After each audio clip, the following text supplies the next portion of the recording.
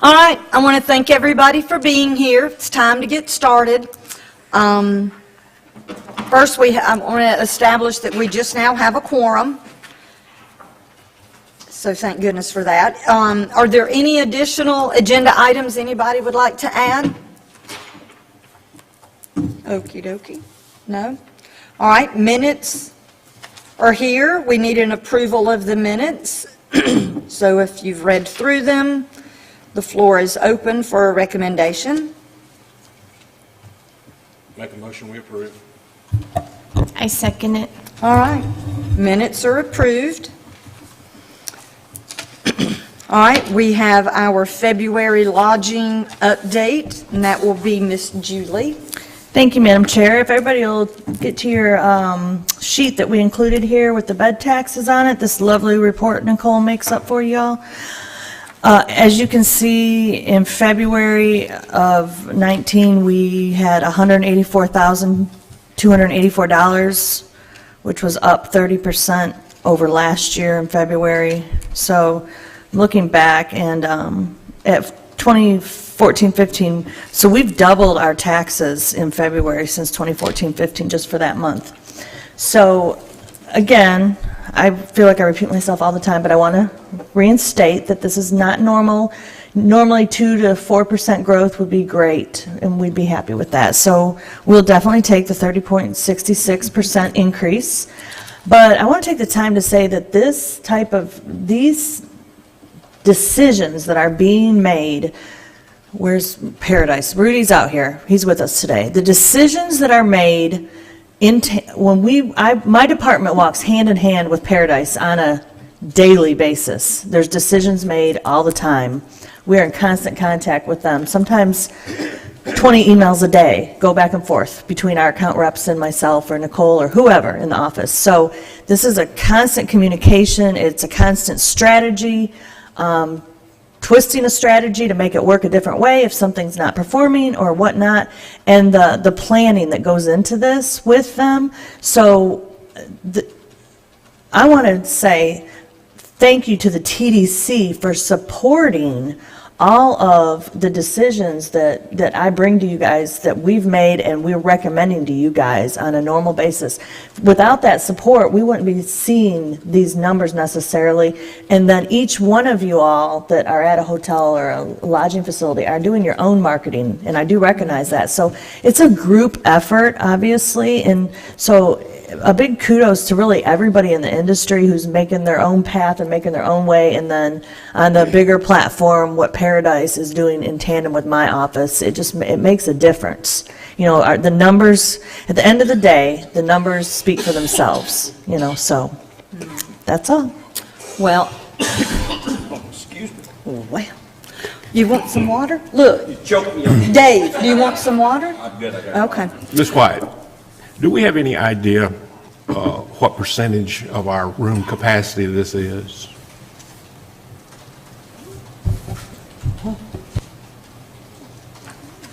You mean in the numbers? Yes, just out of curiosity, I mean, are we hitting 50% of our room capacity to get this, or are we? I don't have the STR report with me. Rudy, can you speak to any of this? Right, we have a specific report that tells us this, and he has access. I've got access to it too, but not right here today.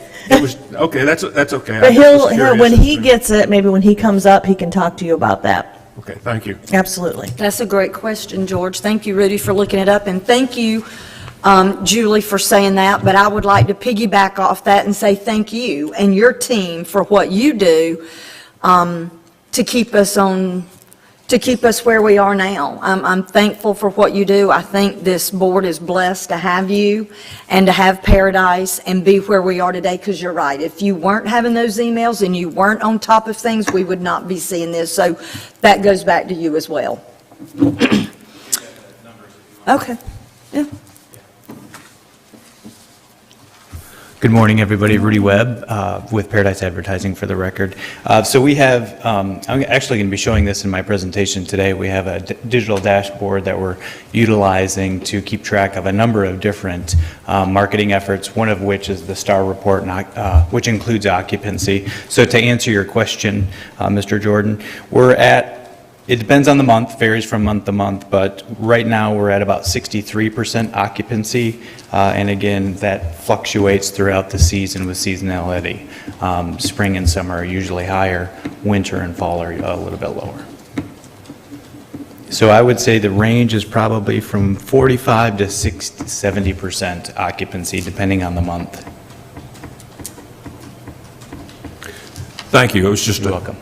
an interesting thing to put in with those figures to see how much growth we had before we had to expand and get more beds is, kind of what I was looking at. Thanks. Yeah, so also in consideration, we've added a pretty significant property, which affects occupancy when you add that number of rooms, hotel rooms. There's a pretty limited network of rooms, hotel rooms within Santa Rosa County. So the STAR report only reports on hotel rooms. So rental properties do not go into effect here. So that would fluctuate as well. Okay. Thank you. Mr. Jordan, in the south end of the county, our main source of income is the rental condos and homes. That is the main source, Yep. especially, obviously on Navarre Beach, because we only have one hotel, so. Whereas in the north end of the county, it's different, The makeup is different up here. We've got our bigger ones, which are Adventures Unlimited and Coldwater Gardens, that pull in some pretty significant numbers. Not anything like the south end of the county does, but they pull in the majority, those two properties in the north end. Thank you. Thank you.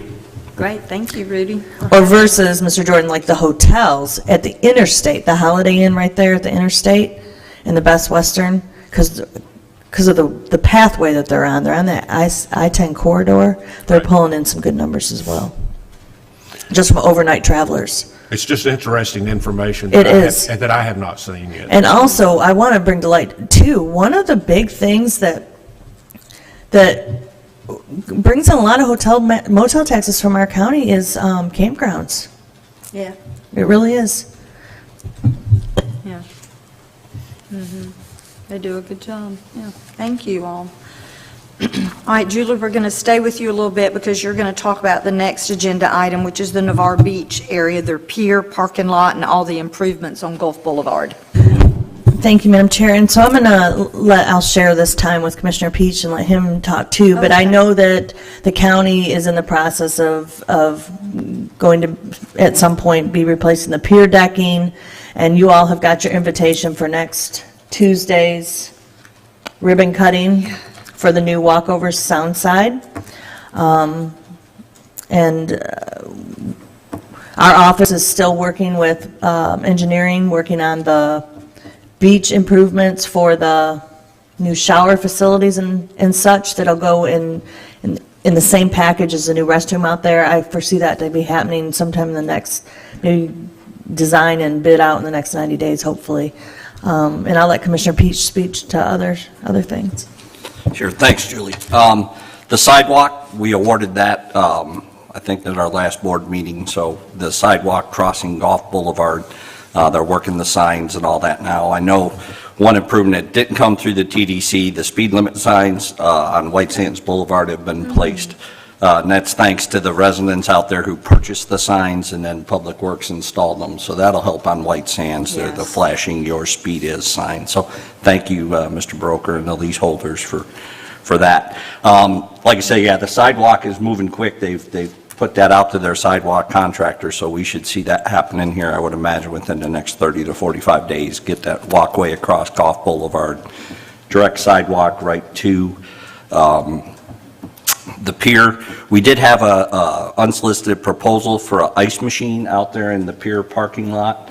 It was twice the ice company came to the board with basically gave us an unsolicited proposal. The board agreed to put it out for an RFP to ensure competition. is out there for one of those, bulk ice machines somewhere in the parking lot near the pier. We want to make sure it doesn't interfere with any of the pier operations and their sale of ice out there. So more to come on that one. Julie mentioned the Soundside Walkover already. I still need to get with engineering to talk about the Phase 1A, if you will, of the Golf Boulevard landscape improvements, because we're going to take a look at the causeway, but we're very limited, I believe, with what we could do there because of the nesting birds and things. So we're going to get with Ms. Stahala from the Audubon Society and make sure anything we propose to do to the causeway area doesn't impact the nesting birds. So that is still in the works with them. I don't have an update on the new pavilion on the golf side, but that's probably going to be more towards early June, and we'll do another ribbon cutting for that out there. So one thing I did hear in speaking with Sheriff Johnson and hearing from a lot of residents was the noticed increase in presence of sheriffs out there during spring break. So we want to definitely thank the sheriff for that. He's using the resource officers, and he plans to do that again this summer. Put the resource officers, since they're badge law enforcement officers, so we will see a definite increase in sheriff's deputy presence out there on the beach, which I've heard a lot of great comments on. People were very happy to see that. So a lot of good things happening out there, and we're going to keep pushing forward with those. So thanks all for helping us improve that environment. Good update, Commissioner, and thank you for everything that you're helping to do out there. Love that the resource officers are being in that environment and working for a company out there that it's needed. So I'm glad to hear that. All right, next agenda item is our project teams in the Arcadia Mills. We're going to get an update.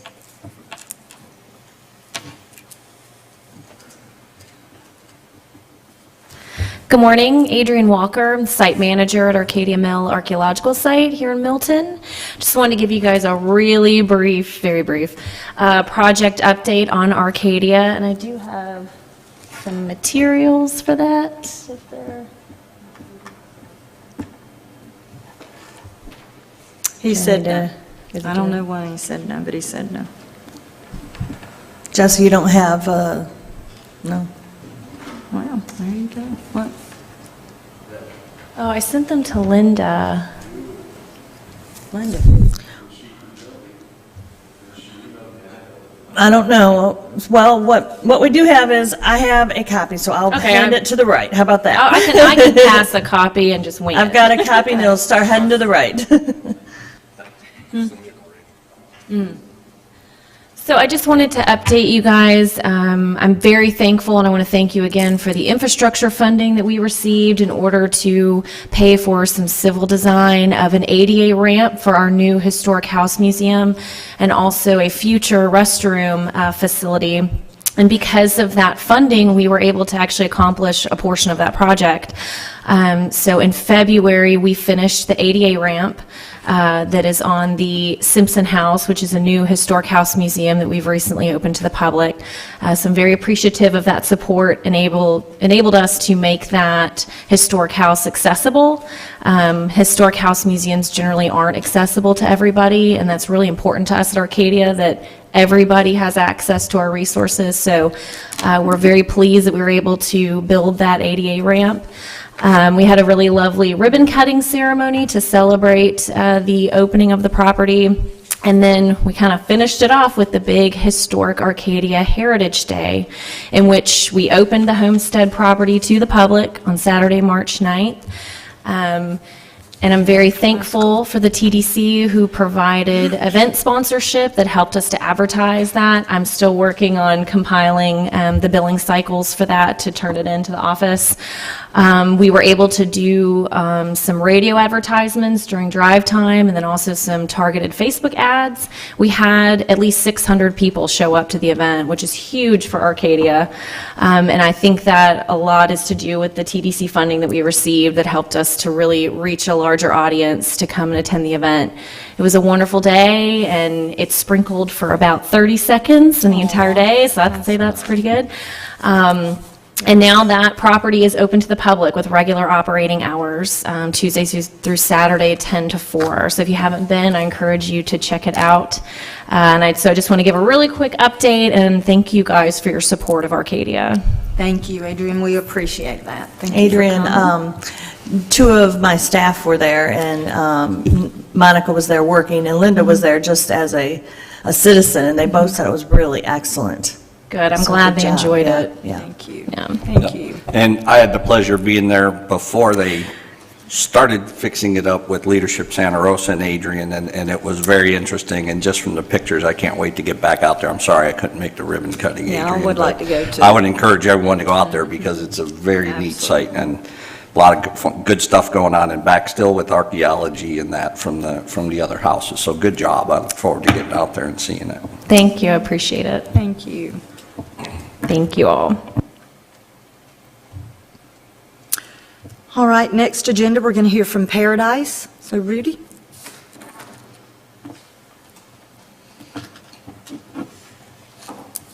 Good morning again.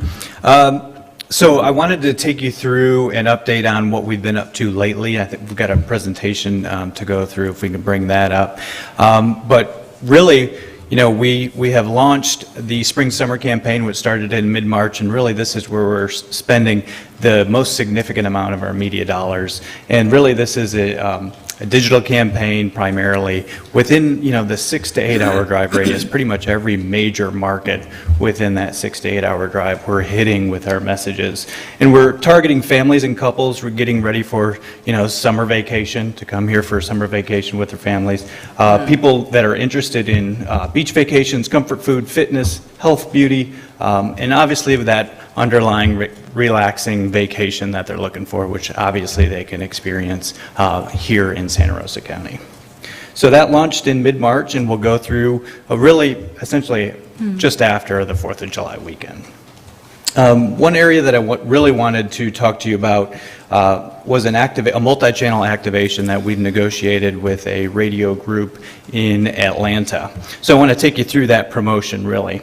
And we call it multi-channel because we're working with them not just on radio, but all of their media channels that they offer. So the first thing is, yes, radio. We get a number of radio spots on 101.5 Kicks, which is the country station in Atlanta, and then also Q99.7, which is the adult contemporary. So both of these stations match up well with our target audience. So we're averaging about 93 spots per week during that. And then also there are a number of components within this that I'm going to share with you.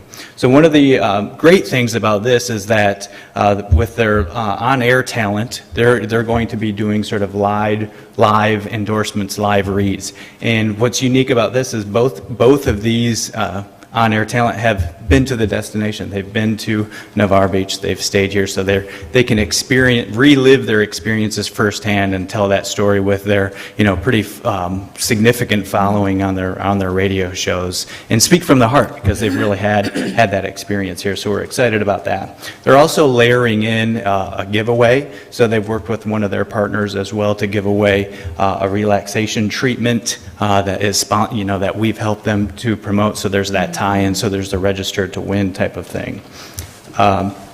Also, they're going to push through their social media channels. Obviously, radio stations have a significant social media following, and they're looking for content to push out to their listeners through those channels. So we're providing them with that. So they're going to promote the relaxation package and giveaway on their social media. We'll also be sending that out through their email database, which is at about 66,000 people that will get our message as well.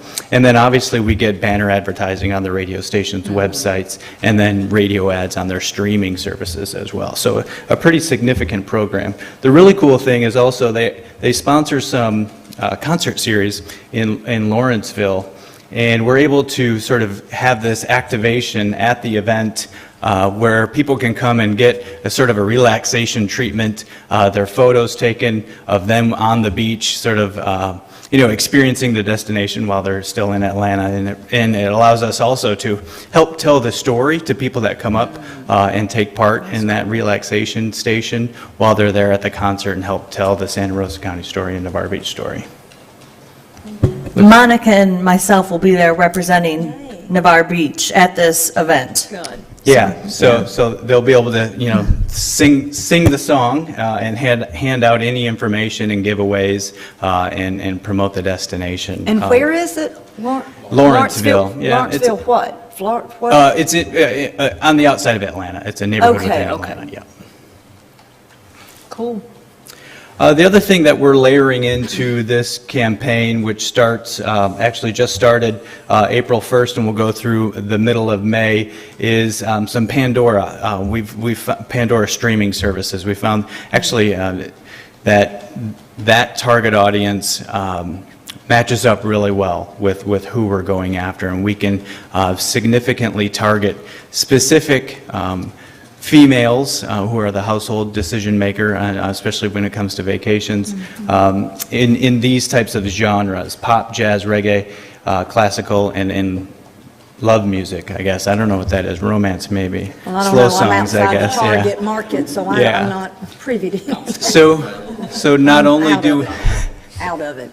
Not only do we get the actual radio spot, but we also get some banner advertising that pops up either on your computer or your mobile device. And I think if this will play, I'll let you hear what that sounds like. Well, yeah. Looking for a Florida beach vacation that's truly relaxing? I mean, really, truly, let your worries slip away relaxing? Then check out Florida's most relaxing place, Navarre Beach. Uncrowded, unspoiled, and unlike anywhere else on Florida's Panhandle, Navarre Beach is the perfect getaway. Whether you're lounging on soft white sands beside the Gulf of Mexico or floating quietly down a freshwater river on a tube, the perfect blend of waterfront beauty and backwoods adventure awaits you in Navarre Beach. So get relaxing. Tap now or visit getrelaxing.com. So you can see we're telling that story on both the north and south end. You can have the beach, but also a great natural adventure in the north end as well. Really excited about that and to see how that performs. Just some updates on our public relations efforts. We had a pretty significant hit with USA Today, and then it was also picked up by Smarter Travel, 10 insanely affordable vacations for spring. I think this actually was in the January or February timeframe because we're going back a little bit. So we'll have reporting on March hits here soon, but that's a pretty significant pickup. And then also TripAdvisor ranked Navarre Beach number 12 out of 25 best beaches, and that was syndicated throughout newspapers all over the place. So three big hits here in the last little bit. And I want to add in, Monica responds to every single TripAdvisor review. Every single one. Yeah, that is her duty, to make sure and respond to every one of them. She's good. Yeah, That's so. good. And that's great. That, TripAdvisor is a behemoth in the travel decision process, and that's where people go first to find out what's happening and what it's like, get firsthand experience. Yeah. So that's great that Monica's doing that, responding to that. So the accurate information is out there, and we appreciate that feedback. And then the last thing that I wanted to go review with you all is what we're calling the Data Depot. And this is a new digital offering that Paradise is providing. And really what it does is it allows us to take a holistic view at all of our marketing efforts.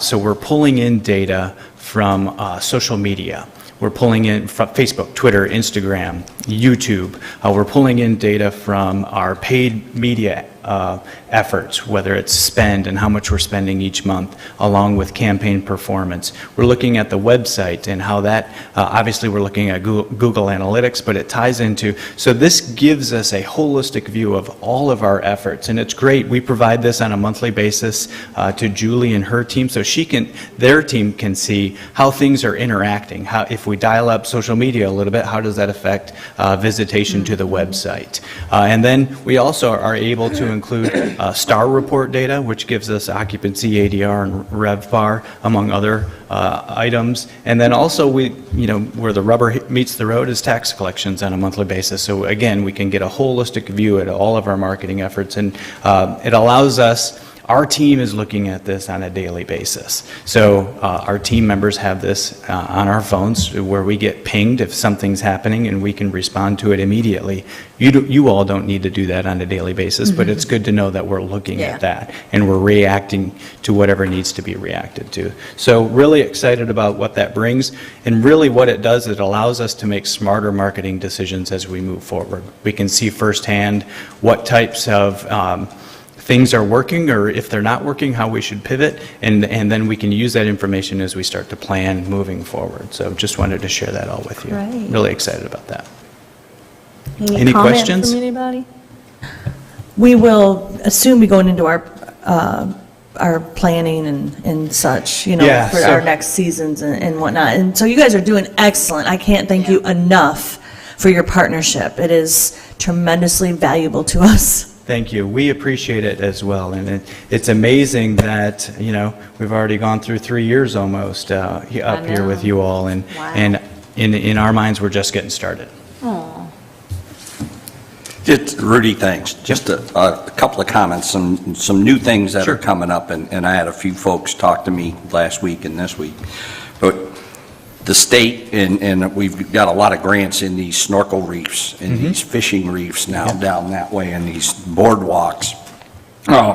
Is just to look at, or if you know off the top, but it seems to me like, I'm not a kayak fisherman, but kayak fishing and promoting the snorkel reefs and that wildlife piece now with the boardwalks going over to the sound side and things, is that something we may look at or want to look at? Because that could be, you know, more part of the relaxing and ecotourism piece as well. Absolutely. Just a thought.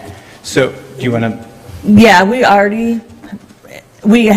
already pushed through that with the reefs, and so we target, I know Taylor and I were talking about this just the other day, Taylor at Paradise, we target certain groups for, I know on social media they push that message about those reefs for snorkeling and for divers, because we have groups of divers that come from specific areas out of state just down here for that, and so they are on standby. They are aware of what we're getting ready to do sound side with the new boardwalks, and they asked me the other day, do you want to release this yet? And I said, well, let's hold, you know. So yes, they are fully ready and on standby, but they're aware of those new reefs that were deployed as well, and tackling that on a separate issue for that specific, just what you're thinking already. And so you're right there in step with us already. Yeah, so we'll, what we've done in the past are unique opportunities like that have a specific niche type of focus. We develop content that lives on the website, and then we can push it out through a number of channels, so people are attracted to the website, so they get that information that they're looking for, but then they can get all the other information that they may not know about. That is awesome. Good job. Thank you very much. Thank you. Good to see you all again. Good update. Thank you.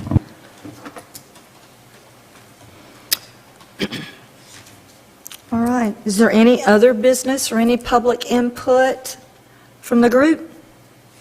All right, come up.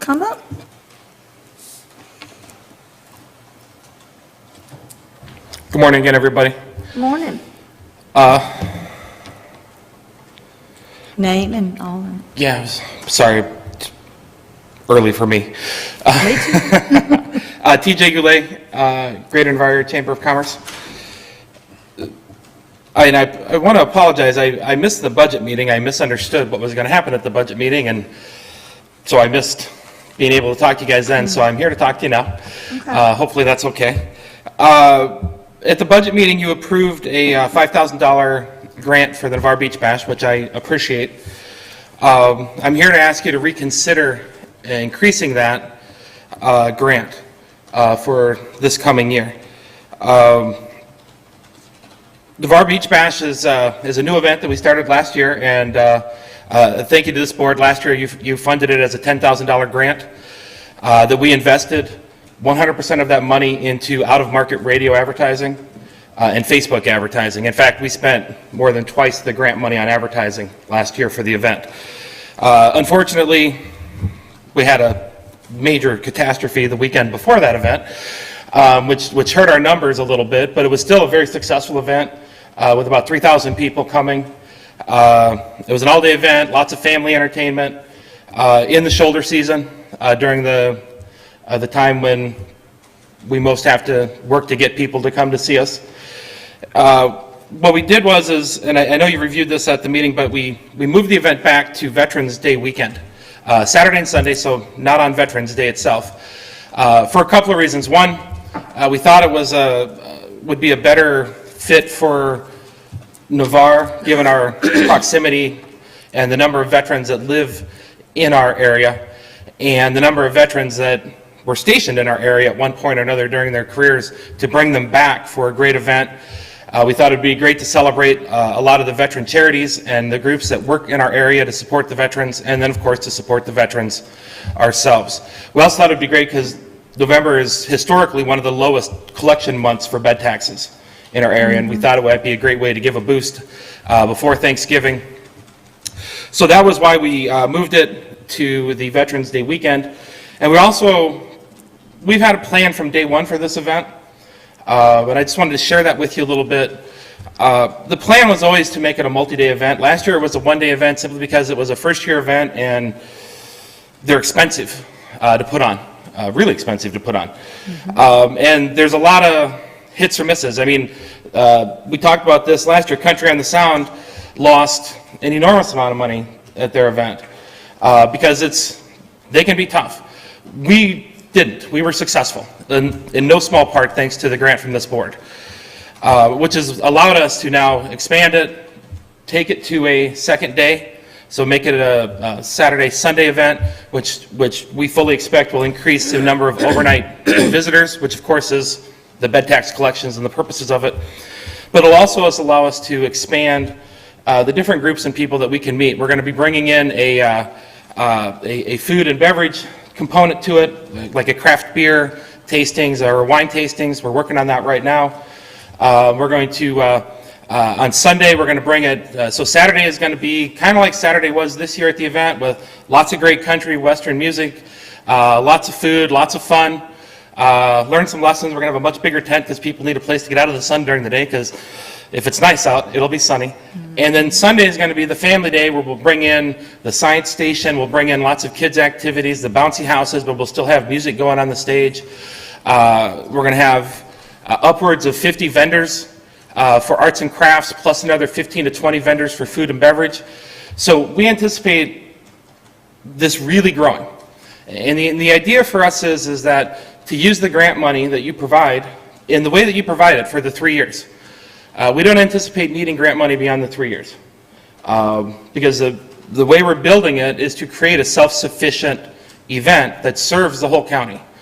But these events are extremely expensive.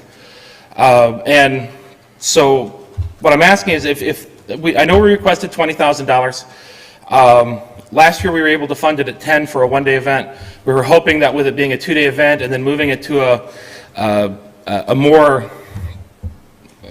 bad language here, but a date more conducive to the needs of Navarre Beach and Navarre and the tourism in general, that we could expand that. If that's not possible, and I understand budgeting, I understand limitations, please at least fund it to the level that you did last year at the $10,000. Because every penny that you give us, we're going to spend on marketing. And then I'm going to spend 2 of my own pennies for every penny you give us. So we're really invested in this event. I'm personally and financially invested in this event. So we want it to be a great partnership. But every dollar you give us is a dollar that we can spend to draw more people to Navarre and to help build Navarre. All right, thank you. All right, I'm open for comments. Anything yet? I mean, I have some too, but I'm Yep. deferring to y'all first. And I think, Julie, we said this year, we set it at 5,000 for each group, right, in the grant application process, and that was due to budgeting, is where we Yes, sir. set the process at. So would it be fair to say if we raised this one, that we would have to give the other groups a chance to come back and ask for more money as well? Yes, sir. Okay. Didn't we utilize all the money that we had for these grants? No, sir. We kept 4 back for new ones that will come throughout the year, That's right, for that's 4 new events that will come. Guaranteed, it happens every year, and we love new events to come. TJ, I think it's a good event. It was a miss last time with the weather and everything, because I was there and it didn't look busy. So I know about that. Hopefully, I mean, November's a tough time. It's good to have an event during that time so that people will come, because there's not a lot in November, but yet it's a bad time because it could be cold. We could have that's tough. I kind of am under the thought that we gave what we gave to everyone. If we go down this route, then we're going to have everybody else coming in asking for more money. I think 5,000's generous. So I say we leave it at 5. We leave it what we did, unless anyone else in the group would like to add anything else. Madam Chairman, I appreciate that. And TJ, you know, we set it this year at 5, and I just can't see opening the door back up for the other 10 organizations. There was one we disapproved as well, right? Yeah. That could come back around, I believe it was. So, yeah, with the budget we had and basically the rules or the policy we set out, Right. I think it'd only be fair to keep it at what we said it was going to be, $5,000. Otherwise, we'll have to reopen the whole budget thing to be fair to everyone else to come back in, and they could ask for whatever they want. So, I mean, I could see if we weren't clear that 5,000 was the max grant allowable, but that's kind of where I'm at, just on a fair and level playing field basis to treat everyone the same. Maybe you scale it back to a one-day, since it wasn't as successful the first. Maybe you're thinking larger than it needs to be, given the money and the time and everything. Maybe I don't, Well, just because you want it and you have I- envisioned what it is, doesn't necessarily mean that's what will be successful. it has to be a multi-day event to be successful. All right, that's the way these work. You don't get the vendors to come in for a one-day event. You don't get the travelers to come in for a one-day event. The multi-day event helps to be successful because understanding the cost for a one-day event is 80% of the cost of a two-day event. The second day doesn't add double the cost. That's just to help. Well, you asked for double the money. Just to help the board understand, yes, because we are growing the event. And I'm perfectly fine. I'm not, again, I'm thankful for the $5,000, but maybe as this board goes forward and moves to next year's budget, is consider a couple of key points. One, in the last 5 years, we've doubled the amount of tax that we've collected in this county. In the past, we've done events where we've given $20,000 or more for events that are larger events. Liz, you say it wasn't successful. We had over 3,000 people come to the event in one day. The difference between it is it wasn't 3,000 people in a 2-hour period, it was 3,000 people over a 10-hour period. Mm-hmm. All right, we had over 1,000 people come before 2 o'clock in the afternoon, which honestly surprised our production company. They didn't understand how we got so many people out there early. And a big part of that was tying it into the families and tying it into the... Like a fun fest. To me, Yes. it was a fun fest. Exactly. That we used to have. But again, when Fun Fest was successful, it was a multi-day event. When it started to be pared down and pared down and pared down, it became less appealing to vendors and less appealing to folks like that. In the end, we look to the east of us and to the west of us.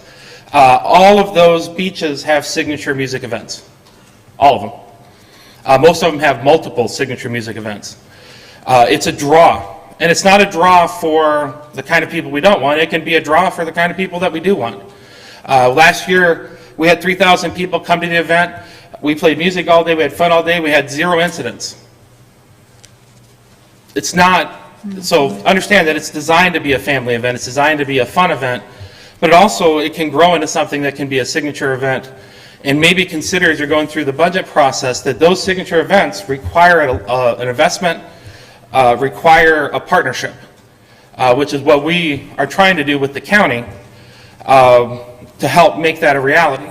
And in those signature events, Navarre is a little bit different. We don't want a signature event in July because we're at 90% in July. We don't need help with July. We don't have the extraordinary capacity. But November, January, February, those are months where if we can create something that makes sense, it can have a huge impact.